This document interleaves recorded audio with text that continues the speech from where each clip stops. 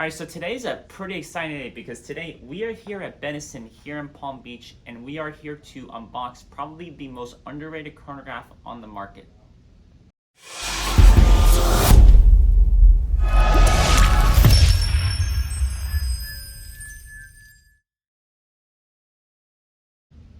All right, so let's take a look at the most underrated chronograph on the market. Now, what we're talking about today is a brand called Zenith. And before I want to talk about Zenith, I want you to pay attention to something here. You see, this is a wall of watches from a company called GP, and you've seen these watches in other videos. And these watches, the horology and the watchmaking aspect on them is extremely high-end.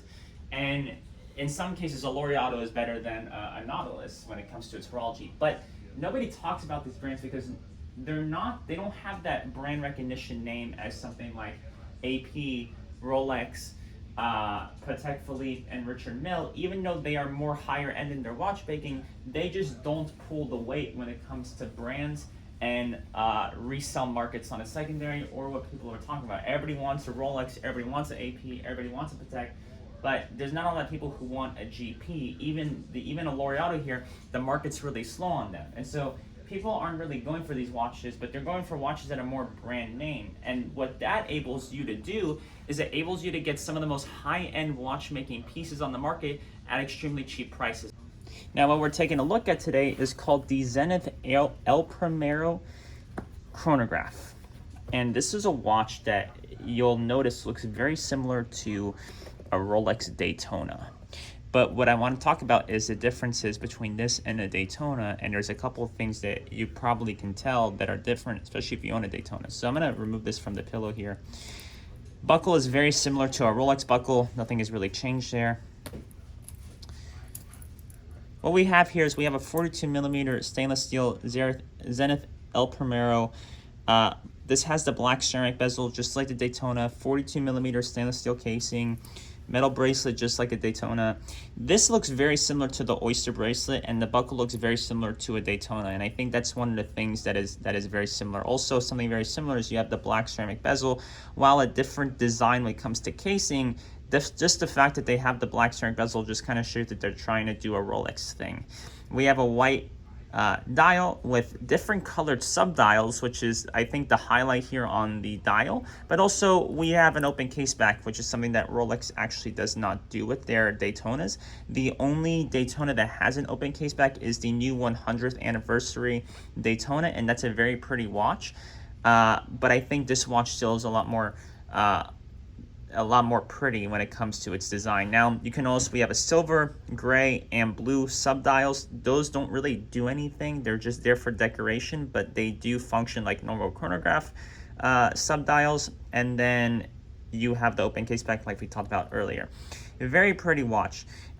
This is a perfect example of a fantastic Daytona alternative. And when we say alternatives, there's a lot of watches in the market today that people look at and they go, well, I can't afford that, so I'm going to find what is a good alternative to substitute for them not being able to afford it, and then they still work to afford something like that. So I think what this watch does really well is it's a perfect Daytona alternative. I think this is even better than the Speedmaster in some cases.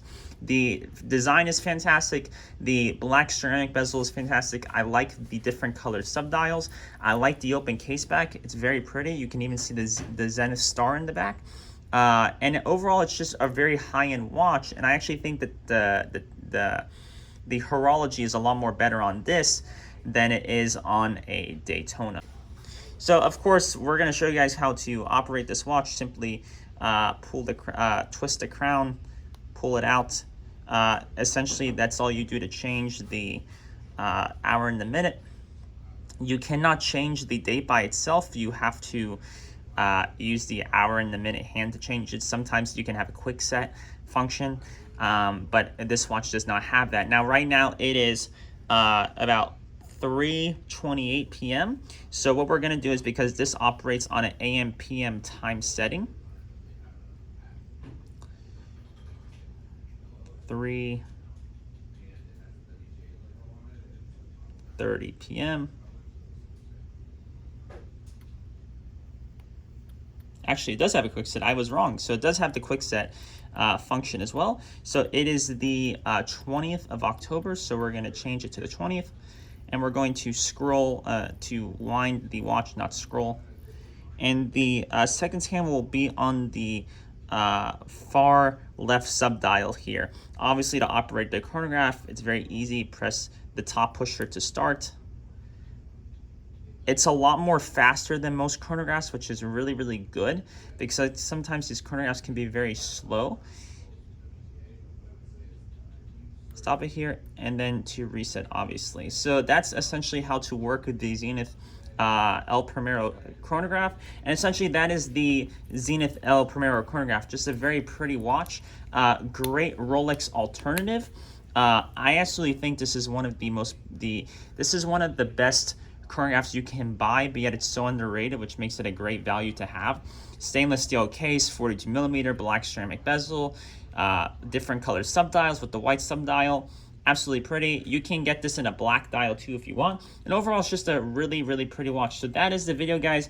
Make sure you hit that like button, subscribe, and we will see you on the next one.